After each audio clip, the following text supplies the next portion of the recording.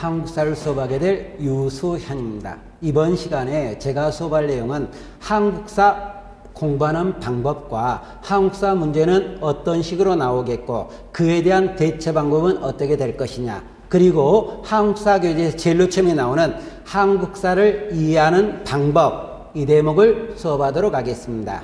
그러면 제일 먼저 제가 이야기를 하는 게 한국사는 어떻게 문제가 나오는가, 이것을 먼저 이야기하도록 합니다. 자, 그러면 우리가 한국사라는 과목은 사란 단어가 들어갔어요. 사라는 것은 변천 과정을 일반적으로 이야기를 하게 되는 겁니다. 그래서 여러분이 변천 과정을 공부하는 데도 비중을 두시기 바랍니다. 즉 숲을 볼 거냐 나무를 볼 거냐, 이 대목이 등장하는데 숲을 먼저 보고 열매를 나중에 보시기 바랍니다. 나무를 나중에 보는 겁니다. 그러면 공부한다. 그러면 제일 먼저 공부할 게, 한국사는 먼저 교재를 최단기간에 여러 번 읽어두시기 바랍니다. 그러면은 어떻게 되느냐, 한국사 전개관이 어떻게 됐다는 걸 알게 될 거예요. 거기서 중요한 것, 중요하지 않은 것 나오는 거고, 거기서 중요한 것에 대한 내용을 다시 줄여가는 겁니다. 이런 방법을 채택하시기 바랍니다. 한국사라는 게 결론은 우리 민족이 살았던 역사입니다. 한국사를 이해할 때는 옛날 사람이나 지금 사람이나 결과적으로 어떤 조건이 됐을 때는 동일한 행동을 하게 된다는 겁니다. 그래서 교재를 공부하시다가 이해가 안 되는 대목이 있으면 내가 이 상황이었을 때 어떻게 대처할 거냐, 이것만 머릿속에 넣으시면 더 이상 큰 문제는 없을 거로 고려가 됩니다. 그러면 한국사 문제라고 이야기를 하는데, 우리가 공무원에서 한국사 문제는 몇 문제가 나오게 되느냐, 그러면 공무원 문제는 20문제가 나오잖아요. 일반적으로 객관식으로 등장하게 됩니다. 근데 이 20문제가 어떻게 배열이 되고 있느냐, 그러면 크게 말하면 한국사 문제는 사료 문제를 기본으로 하는 문제와 사료 문제가 아닌 문제, 이 두 가지를 가장 크게 나누기 시작을 합니다. 근데 일반적으로 우리가 사료 문제가 몇 프로 정도가 나오게 되느냐, 그러면 60에서 70% 정도가 나오게 되는 거예요. 그러니까 12문제가 되겠죠. 또는 14문제가 되겠죠, 결론적으로. 이게 직급에 따라 또는 출제를 어디서 내느냐에 따라 조금씩 차이는 있습니다. 이 프로수가 좀 더 적은 쪽으로 간다, 이러면은 어떤 문제가 되냐면 경찰직 쪽은 좀 더 적어집니다. 프로수가요. 그런데 프로수를 좀 더 많은 쪽으로 간다, 이쪽으로 70%에서 80% 갈 수도 있어요. 이게 90%도 갈 수 있어요, 결론적으로. 근데 많은 쪽으로 가는 것은 어느 쪽 문제가 되냐면 법원 서기보 문제가 좀 많은 쪽으로 가게 됩니다. 법원직 문제라든가 또는 교육 문제가 등장하는 거예요. 교육 행정직 있죠. 이쪽은 사료를 기본하는 문제가 굉장히 많아지게 됩니다. 그러다 보니까 자기가 보는 직급에 따라 문제 보는 방법이 조금씩 달라지고 있다, 이렇게 우리가 등장하는 거예요. 그러면 나머지 프로는 사료가 아닌 문제가 되는데, 이게 30에서 몇 프로가 됩니까? 40% 정도가 사료 아닌 문제라고 이야기를 하는 거예요. 그러면 우리가 사료 아닌 문제라고 이야기를 하는 것은 어떤 문제냐, 문제 한 줄에다가요, 바로 박스가 없이 1, 2, 3, 4가 들어가는 거예요. 이런 문제를 사료 아닌 문제라고 이야기를 합니다. 그런데 우리가 시험 문제에 주류가를 이루고 있는 게 결과는 뭡니까? 50%보다 더 많이 나오게 되는 게 결과는 사료 문제예요. 그러면 한국사를 공부할 때 사료 문제는 어떻게 대처하느냐? 그러면 여러분이 공부할 때 사료 문제는 미리서 공부할 때 대처하셔야 됩니다. 이 사료를 볼 때 우리가 시험 문제를 보면은 문제를 내면서 이거 박스가 나오기 시작을 할 겁니다. 근데 제일로 처음에 문제를 보실 때 이 박스 마지막에 출처가 나오는 문제가 등장하는 경우가 있어요. 그러면 이 출처를 제일로 처음에 보셔야 됩니다. 이것 보는데 시간 걸리는 거 아니에요. 근데 이 출처만 보면서 바로 문제 정답 1, 2, 3, 4로 갈 수 있다는 겁니다. 하나 예를 제시하겠습니다. 그 예로서 우리가 나오게 되는 문제 중에 가끔 나오고 있는 게, 우리 일제강점기 때 독립운동을 했던 단재 신채호가 등장합니다. 이 신채호가 썼던 글이 있어요. 그 글 중에 하나가 조선 혁명선언이란 글이 있습니다. 그러면 출처가 조선혁명선언이 나왔다고 이야기를 하는 거예요. 그러면 여러분은 신채호인지 알죠? 그러면 바로 문제를 갈 수 있어요. 근데 여기서 문제를 낼 때 몇 가지 방법이 있어요. 여기 문제 내는 방법의 첫 번째 방법으로 이 글을 쓴 저자에 관한 설명으로 맞습니까? 틀립니까? 그러면 조선혁명선언만 보고 신채호인지 알죠? 그러면 요 박스 안을 볼 필요가 없습니다. 바로 신채호를 찾아가면 되는 거예요. 그리고 또 하나 문제가 등장합니다. 또 하나 문제가 나오는데 이 혁명선언 관계되는 단체에 관한 설명으로 맞습니까? 틀립니까? 이런 문제가 나와요. 그러면 이 신채호가 썼던 조선혁명선언은 써진 시기가 1123년에 써진 거예요. 근데 누구와 관계되냐면 김원봉이 만든 의열단체가 뭐가 있습니까? 의열단이 있죠. 의열단한테 써진 글입니다. 그래서 의열단은 행동강령이 됐던 글이에요. 그러다 보니까 바로 의열단 나가고 나서 1, 2, 3, 4 바로 가도 된다는 이야기입니다. 그래서 이 출처를 보란 이유는 이 사료를 다 읽지 않는다. 공무원 시험 문제라는 게 시간 싸움입니다. 그래서 제가 뭐고 사료를 다 읽지 않는 방법을 머릿속에 꼭 넣는다. 이런 방법이 있어요. 그래서 출처를 보란 이야기입니다. 근데 출처가 없을 수도 있어요. 그러면 중요한 단어를 체크하는 겁니다. 그러면 제가 조선혁명선언 하나를 예를 들었기 때문에 그 예로 그대로 들어가도록 하겠습니다. 그 예로 들어간다고 이야기를 하면 어떤 예냐? 이 조선혁명선언에 자주 나오는 단어가 있어요. 여러분이 혹시나 공부하시다가 그 사료를 보면서 가장 자주 나오는 단어들, 이 단어는 어디서 써먹는 단어다. 이것을 꼭 체크하세요. 결론적으로요. 그러면 조선혁명선언에 가장 단어로 자주 나오는 게 강도 일봉 또는 이것을 바꾸어서 일봉 강도, 이게 반복이 되고 있어요. 그리고 또 하나 반복이 되는 게 혁명이란 단어가 반복이 되고 있는 겁니다. 이 두 단어가 나온다. 그러면 무조건 이것은 조선혁명 선언이라고 보면서 그에 맞춰서 문제를 풀어가라는 이야기예요. 이게 여러분이 공부하는 이 과목을 공부하는 방법이다. 근데 제가요 사료 문제가 나온다 그랬어요. 또는 사료가 아니면서 바로 1, 2, 3, 4가 나온다 그랬어요. 이 문제 방법이 있는데 여기서 좀 참고적으로 하나 방법이 더 들어가는 방법이 있긴 있습니다. 하나 방법이 더 들어가는데 어떤 방법이 있느냐? 지도가 나오는 경우도 있다는 겁니다. 또는 유물에 관한 사진이 나오는 경우도 있습니다. 유물의 사진이 나오는 경우도 있다. 우리 공무원 시험에서는 나오지 않지만 고등학교 입시에서 나오는 방법이 하나가 있습니다. 사파 그리는 거, 좀 편하게 만화 그리는 그림이 나와요. 결론적으로. 근데 공무원에서는 그 문제가 나오지 않습니다. 이 두 가지 방법이 있어요. 근데 이 지도를 내는 문제는 거의 두 군데로 한정을 해요. 두 군데로 한정이지만 실질적으로는 딱 한 군데 중심으로 나오는 거예요. 그 지도가 나올 때는 삼국시대 지도가 나오기 시작을 합니다. 삼국시대 지도가 나올 때는 뭐가 나오느냐? 한강을 어느 나라가 차지했느냐?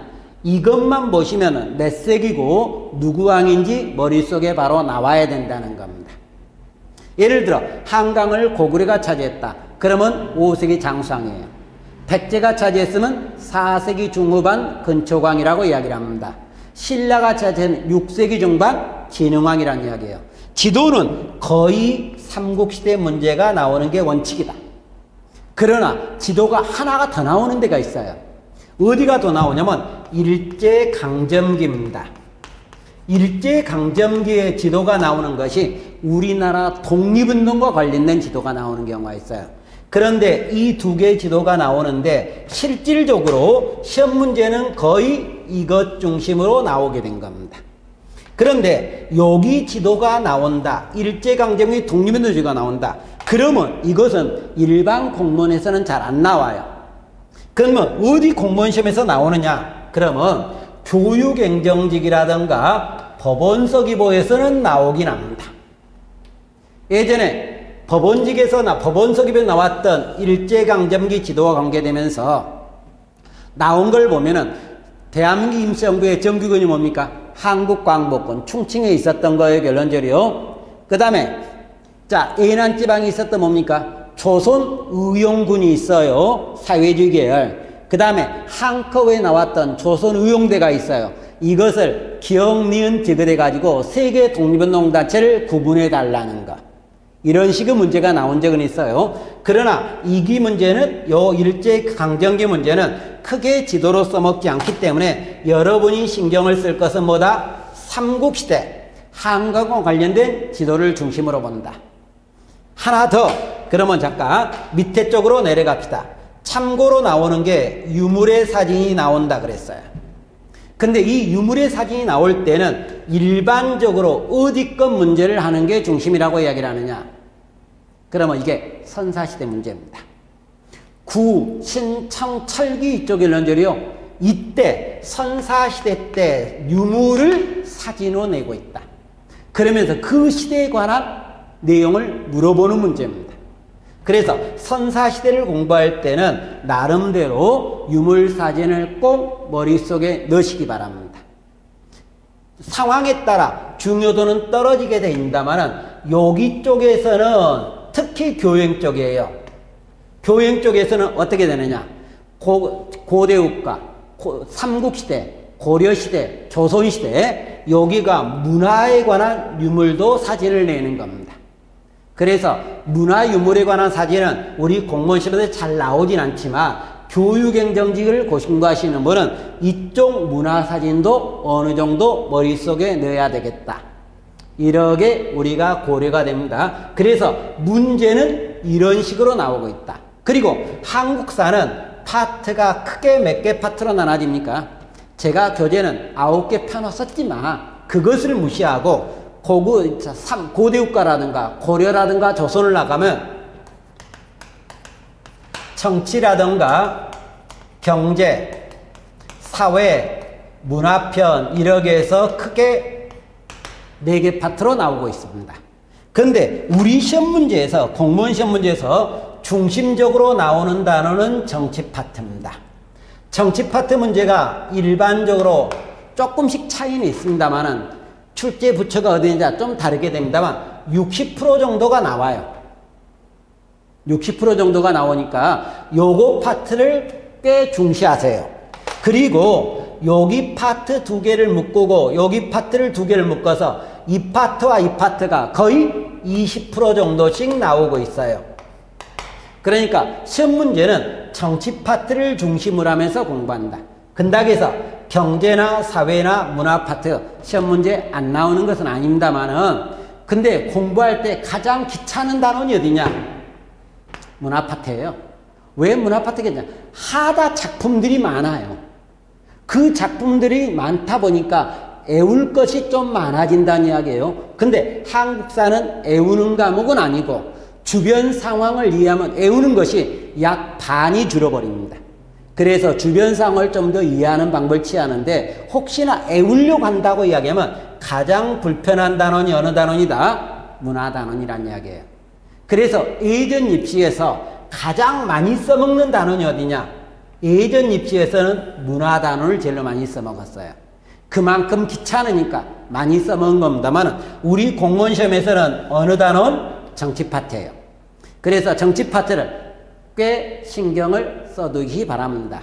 자, 그러면 여기를 지우고 다른 내용을 하나 이야기하도록 합시다. 그러면 한국사를 공부하는 과정에 중요한 것들이 몇 가지가 있는데 먼저 한국사 문제는 순문제가 나온다고 이야기를 했는데 어떻게 배열로 순문제가 배열되느냐 이런 이야기입니다.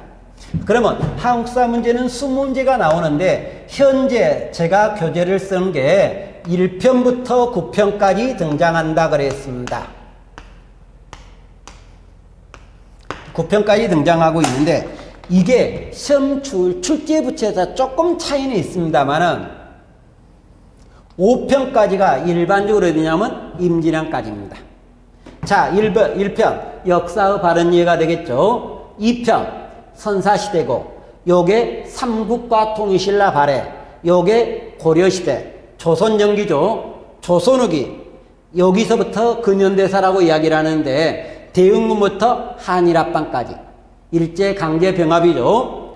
요게 일제강점기, 여기가 현대사입니다. 이렇게 두 개로 나누었는데 나눈 이유가 있어요.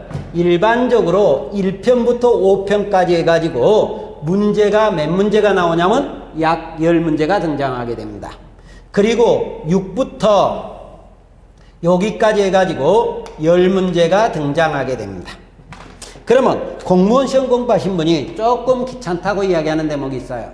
어디 편이 귀찮다고 이야기를 하냐? 우리가 근현대사라고 이야기를 하는 흥선대원군부터 현대사가 좀 귀찮다고 이야기를 합니다. 이유는 딱 하나입니다. 공부하는 방법의 차이점이라고 생각하는 거예요. 우리가 공무원 시험을 공부하든 무엇을 공부하든 간에 처음부터 공부하는 게 일반적인 방법이에요. 여러 개 공부합니다. 그래가지고 여기까지 가면 교과서 한 번이 끝나는 거예요. 교재 한 번이 끝나는 겁니다. 근데 어떤 문제를 가지고 있냐? 일반적으로 여기서 공부를 시작을 합니다. 시작을 해갖고 일정 기간이 가면 여기 정도 간다. 여기 정도 간다. 이렇게 들어갑니다. 그러다가 잠깐 공부하기 싫으니까 정체돼요.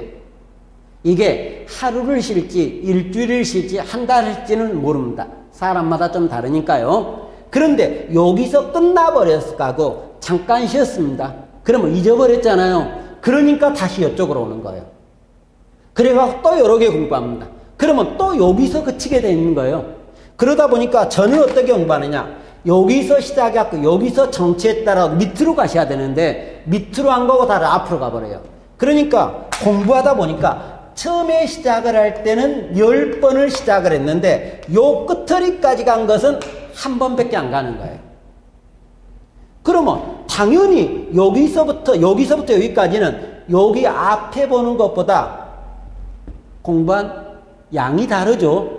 그러니까 위에는 쉽고 밑에는 불편한 겁니다. 공부를 여기가 어렵게 나와서 불편한 게 아니라 공부를 덜 했으니까 불편한다. 그래서 여러분은 공부하실 때 혹시나 여기서 시작을 해서 여기까지 갔다. 이게 한 달을 쉬든 6개월을 쉬든 관계는 없습니다. 그 다음에 공부할 때는 밑으로 내려가세요. 그래가지고 여기와 여기의 공부량을 똑같이 놔두시기 바랍니다. 그러면 시험 문제는 여기가 더 쉬워져요. 여기가 더 쉬워진 게 아니라요. 여기가 쉬워집니다. 그래서 공부한 양 때문에 등장한다. 이렇게 보시면 되겠고, 그러면 현재 우리가 공무원 시험에서 나오는 문제 배열을 잠깐 보도록 합니다. 자, 요 첫 번째 나오는 한국사의 바른 이해 시험 문제 없습니다. 없습니다. 문제가 나오는 경우도 있지만 극히 없는 겁니다. 이것은요. 그러면 선사시대 단원 여기가 몇 문제가 나오느냐? 약 2문제가 나오기 시작을 합니다. 2문제가 등장하고요. 고대사 국가단원이 등장하게 됩니다. 여기서 2문제에서 3문제가 설정이 돼요. 왔다 갔다 좀 답니다. 그리고 고려시대도 문제가 나오면 2문제 정도가 나와요. 많으면 3문제까지 나가는 경우도 있습니다만은 많으면 4문제도 나오는 경우입니다. 일반적으로 2문제 정도. 조선전기에 문제가 나오는 게 2문제에서 3문제입니다. 이래서 약 10문제 정도가 설정이 되는 거예요. 그리고 조선후기 편으로 갑니다. 여기서 2문제에서 2문제 정도가 맞아요. 상황에 따른 2문제, 3문제도 될 수 있습니다만은 그 7편, 7편 이게 흥선대원군 시대라고 이야기를 하잖아요. 여기서 2문제에서 3문제가 설정이 돼요. 여기서 2문제에서 3문제가 설정이 되고 여기서 2문제예요. 상황에 따라 일제시대를 재우고 조선후기를 3문제를 쓰는 경우도 있습니다. 그래서 조선 전기까지 해서 10문제가 나오는 게 원칙이고 조선 후기부터 현대사까지 10문제가 나오는 게 원칙입니다. 근데 우리가 근현대사 문제가 일반적으로 어느 정도 나오느냐? 그러면 적었을 때는 5문제가 나오는 경우도 있어요. 그러나 일반적으로 6문제에서 8문제까지 나오는 게 거의 일반적이다. 6개, 7개예요. 거의 일반적으로. 그러면서 많을 때는 8문제까지 나오지만 적었을 때는 5문제 나오는 경우도 있다. 그러다 보면 여기 한국사 표의를 보다 보니까 처음부터 거의 끝까지 다 나와요. 그러니까 여러분이 처음부터까지 그대로 한 번 시작을 했으면 끝까지 가고 다시 시작을 해서 끝까지 가시기 바랍니다. 여기서 시작해서 여기까지 갔다가 쉬었다 해서 다시 이쪽으로 간다. 그러면 뒤편은 공부하는 분량이 다르기 때문에 앞편에 비해서 불편한 것은 당연합니다. 우리가 공부하다 보면 어떻게 되냐? 책을 보다 보면 밑에는 앞에 보냐는 굉장히 공부하다 보니까 검해졌죠. 근데 뒤에 보냐는 하얀 상태 그대로 남아있는 것은 책을 덜 봤다는 이야기예요. 그래서 처음에 검어진 것과 끝에 검어진 것, 밑에 책 밑에 보다 보면 손때 가면서 검어지잖아요. 결론적으로 이 검어진 강도가 동일하게끔 만들어 주시기 바랍니다. 자, 그러면 여기까지 해놓고 한국사 수업을 하는 과정에 위치 설정을 하나 하고 역사의 개념만 설정하면서 끝내도록 합시다. 위치 설정이라고 이야기를 하게 되는데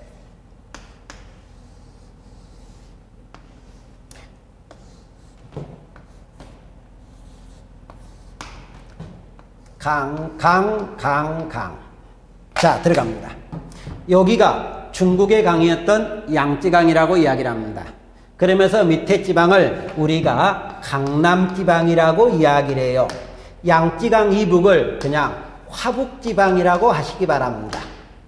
화북을 다시 여기 황허강을 이야기해서 위쪽을 화북, 밑에를 화중이라고도 이야기를 하는데요. 이것은 중국사를 공부할 때고 그냥 한국사에서는 양쯔강 이북을 화북지방이라고 해도 됩니다. 그리고 여기를 뭐라고 이야기를 합니까? 우리가 산둥반도라고 이야기를 한다. 이러면서 우리가 등장하겠고 여기를 라오호강이라고 이야기를 합니다. 라오강이라고 이야기를 하면서 라오강 서쪽을 어느 지방이라고 이야기를 합니까? 요 서지방이라고 이야기를 하겠고 라오강 동쪽을 요 동이라고 이야기를 합니다. 그러면서 이 라오강 하르지방 여기를 요녕지방이라고 그래요. 이 요녕지방은 고조선의 수도예요. 그러다가 고조선이 나중에 어디로 이동합니까? 평양으로 이동을 해요. 그것은 나중에 하게 되겠고 이 이동을 이야기하는 게 고조선의 세력 범위와 관련된다. 이렇게 보면 되겠고 여기 압록강 이북지방을 우리가 만주지방, 두만강 이북지방을 우리가 간도지방, 여기가 소련 땅이죠. 연해주지방이라고 이야기를 한다. 그런데 여기가 간도라 그랬지만 책에 따라서 여기도 간도라고 쓰는 경우가 있고요. 여기를 간도라고 했지만 여기를 그대로 쓰면서 만주라고 쓰는 경우도 있다. 대체하시면 되겠고 우리나라가 여기 압록강이라고 그랬고 여기 뭐라 그랬습니까? 두만강이라고 그랬죠. 여기의 강을 청천강, 밑에 강을 대동강입니다. 대동강을 거슬러 가면 평양이 나오는 거고 여기 강을 한강이라고 이야기를 하고 여기 강을 예성강이라고 이야기를 한다. 앞으로 제가 지도를 그릴 때는 이 지도를 벗어난 지도는 그리지 않을 겁니다. 여기다가 일본 그리고 울릉도 독도를 그린 경우 있겠지만 이 지도를 벗어난 지도는 안 그리니까 앞으로 계속 수업하면서 이 지도는 머릿속에 넣어두시기 바랍니다. 자, 그러면 현실적으로 이제 교재 내용으로 들어가서 역사를 보는 시각으로 설명하도록 합시다.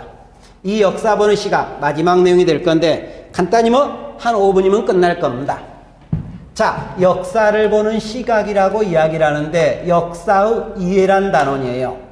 역사를 이해하는 것은 사실로서의 역사라는 게 등장하게 됩니다. 이 사실로서의 역사와 또 하나는 기록으로서의 역사가 등장해요. 이 사실로서의 역사는 누가 이야기했냐면 랑케가 이야기했던 거로 독일어 단어였던 개시때를 사용하는 거고요. 이 사실로서의 반대로 기록으로 역사가 나오게 되는데 E.H. 카가 이야기했다든가 카아라고 이야기를 하는데 영어 단어였던 히스토리에서 나오게 되는 겁니다. 근데 이 사실로서 역사는 있는 사실을 그대로 이야기해요. 그러니까 사실 그대로를 기록한 것이다. 과거에 있었던 모든 사실을 그대로 기록하는데 이때 기록할 때 역사가의 주관 가미되지 않습니다. 역사가가 다시 해석할 필요도 없어요. 있는 사실을 그대로입니다. 그래서 우리가 사례를 보다 보면 역사가는 자기 자신을 죽이고 날개 쪽에 그런 사례가 나왔어요. 내 자신을 죽인다는 이야기는 내 주관을 넣지 않는다는 거예요. 결론적으로. 그러니까 어떤 사람이 기록하든지 간에 이 역사적 사실은 전부 다 어떻게 된다? 동일하다는 거예요. 동일하다. 해석하지 않는 거예요. 있는 사실을 그대로. 그래서 교재가다 보니까 바닷가에 있는 모든 사실의 집합체. 이것도 사실로서 역사예요. 근데 이 사실로서 역사와 관계되는 게 우리 교재 뒤로 가다 보면은 뭐가 나오느냐? 일제강점기에 실정주의 사학이 등장해요. 이병도나 손진태라고 이야기를 하는데 이 실정주의 사학이 결론은 사실로서 역사입니다. 있는 사실을 그대로 기록한다. 역사가 주관성 넣지 않는다. 그런데 기록으로 역사는 어떤 차이 있냐? 과거에 있었던 사실이에요. 이 사실 중에 현재 살고 있는 역사가가 이것을 취사 선택하는 겁니다. 즉 자기의 주관을 여기다 가미하는 겁니다. 그러면 그래놓고 나서 미래를 사는 데 도움이 된다. 그러면 과거 사건을 현재 입장에서 재해석하는 거죠. 그래서 여러분 이제 과거와 현재의 대화란 단어가 등장하고 있다. 그러면 차이점 다시 합니다. 앞에 주관성이 있다 없다? 없다. 근데 여기는 주관성이 들어갑니다. 재해석을 앞에는 안 한다 그랬죠. 근데 여기서는 재해석을 들어가야 됩니다. 그러면 역사의 주관에 따라 해석이 들어가다 보니까 결론은 여기는 사람마다 기록한 내용이 동일하지만 여기는 사람마다 기록한 내용이 달라질 수 있다는 이야기예요. 이것이 우리가 말했던 기록으로 역사인데 한문 단어 하나만 체크할게요. 사실로서 역사는 지낼 역자하는 이야기입니다. 근데 기록으로 역사는 역사사자를 쓰는 거거든요. 그래서 역은 사실이고 사는 기록으로 역사다고 이야기를 한다. 이러면서 사실과 기록으로 역사를 같이 공부하시면 되겠고 한마디만 더.